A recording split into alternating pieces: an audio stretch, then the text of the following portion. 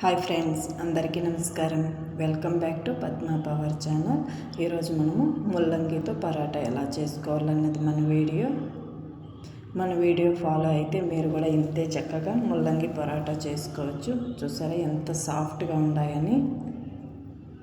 ఎక్కడ స్కిప్ చేయకుండా చూడండి. మీరు కూడా ఇలానే ముల్లంగి పరాటా చేసుకోవాలంటే. అదేవిధంగా మన ఛానల్ని ఎవరైతే వాచ్ చేస్తూ ఎంకరేజ్ చేస్తున్నారో ప్రతి ఒక్కరికి నా ధన్యవాదాలు. ఇలాగనే పద్మ పవర్ ఛానల్ని సపోర్ట్ చేయండి. మీరు సపోర్ట్ చేయడం వల్లనే మన ఛానల్ అనేది ముందుకు వెళ్ళే అవకాశం ఉంటుంది. ఇప్పుడు మనం వీడియోలోకి వెళ్ళిపోదాము.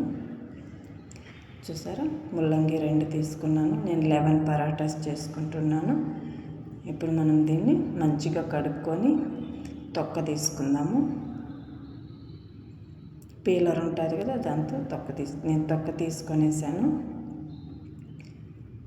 ఇప్పుడు గ్రేటర్తో గ్రేట్ చేసుకుందాం. తురిమేది ఉంటుంది కదా, అందరి ఇళ్ళలోనూ తురుముకుందాం మంచిగా. ఇప్పుడు మనం తురుముకున్నాం కదా, ఈ తురుములో నుండి పూర్తిగా వాటర్ తీసేయాలి. ఇలా ఎత్తుకొని ఇలా పిండితే మంచిగా వాటర్ అన్నది వచ్చేస్తుంది. వాటర్ పిండకుండా వేసుకుంటే మనకి పిండి ఎక్కువ పడుతుంది. పిండి వేయడం వల్ల మనకి ఎంత కావాలో అంతేనే పిండి వేసుకొని కలుపుకోవచ్చు.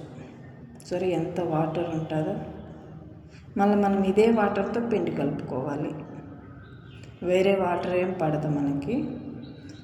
మనం ముల్లంగిలో నుంచి తీసాం కదా, అదే నీళ్ళతో పిండి కలుపుకునేదానికి సరిపోతుంది.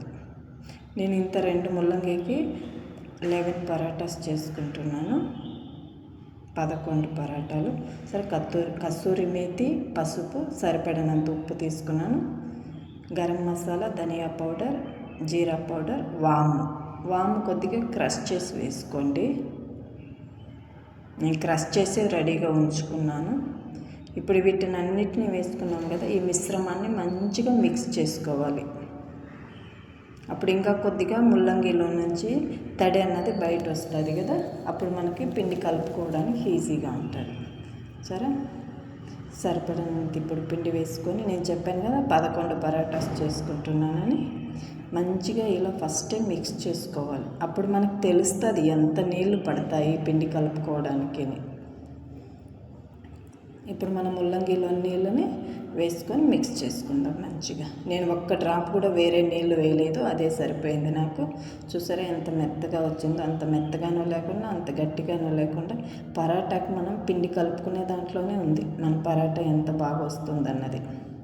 ఇప్పుడు మనం పిండి రెడీ చేసుకున్న తర్వాత మనం ఎన్ని చేసుకుంటుంటామో అలాంటి అన్ని బాల్స్ ముందుగానే రెడీ చేసి పెట్టుకోవాలి. ఈజీగా ఉంటుంది, మళ్ళీ కౌంట్ చేసుకునే పని లేకుండా. ఇప్పుడు మనం స్టవ్ ఆన్ చేసుకొని మనం ఏ తవాలో అయితే కాల్చుకుంటున్నామో అది హీట్ చేసుకుందాం. నేను ఒత్తుకునేసాను పరాటాని. సరే, ఎంత చక్కగా వచ్చిందో. మనం ఇంత మంచిగా పిండి కలుపుకోవడం వల్ల మనకి ఈజీగా ఉంటుంది ఒత్తుకోవడానికి కూడా. మనం పరాటా చేసుకునేటప్పుడు ఫస్ట్ ఒకటి గుర్తుపెట్టుకోవాలి ఫ్రెండ్స్, 2 వైపులా మంచిగా కాలిన తర్వాతనే మనం ఆయిల్ అన్నది వేసుకోవాలి. ముందుగానే ఆయిల్ వేసుకోకూడదు. అప్పుడే మంచిగా టేస్ట్ ఉంటుంది, మంచిగా కాలుతుంది కూడా. ఇలా కొద్దిగా ఆయిల్ వేసుకొని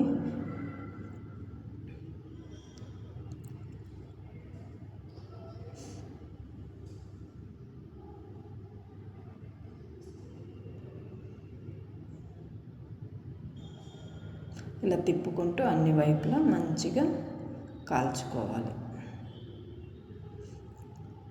ఆయిల్ ఎక్కువ అని అనుకోవద్దండి, అంత పడుతుంది. పరోటా టేస్ట్గా ఉండాలంటే కొద్దిగా ఆయిల్ వేసుకోవాలి.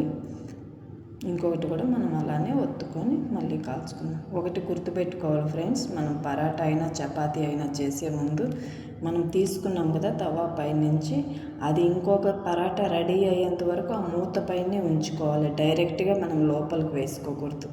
ఫస్టే మనం డైరెక్ట్గా లోపల వేసుకోవడంలో వేడికి అది చెమటలాగా వస్తుంది కదా, తడి ఆవిరి అన్నది కిందంతా పట్టుకొని మన చపాతీ తొందరగా మెత్తగా అయిపోతుంది, తడి అయిపోతుంది. అందువల్ల ఫస్ట్ మనం మూత వేసుకొని మూత పైన పెట్టుకుంటే ఆవిరి అన్నదంతా బయట వెళ్ళిపోతుంది. తర్వాత మనం లోపల వేసుకోవచ్చు. చూసారా ఇలా అన్ని పరాటాస్ అలానే ఫస్ట్ మూత పైన వేసుకొని ఇంకొకటి రెడీ అయ్యేంత వరకు ఇలా పైన పెట్టుకొని తర్వాత అది రెడీ అయిన తర్వాత దాన్ని లోపల వేసుకోవాలి. ఈసారి ట్రై చేయండి. మీరు ఇలా చేయకుండా ఉంటే మీకే తెలుస్తుంది తేడా అన్నది. రెడీ అయిపోయింది. నేను అన్నీ రెడీ చేసుకునేసాను. మన ఛానల్ని చూస్తూ ఎంకరేజ్ చేస్తున్న ప్రతి ఒక్కరికి నా ధన్యవాదాలు. ఎవరైనా కొత్తగా చూస్తుంటే మన ఛానల్ని సబ్స్క్రైబ్ చేసుకోండి ఫ్రెండ్స్. సబ్స్క్రైబ్ చేసుకొని లైక్ చేసి షేర్ చేసి కమెంట్ చేయండి. Thank you so much. Bye bye.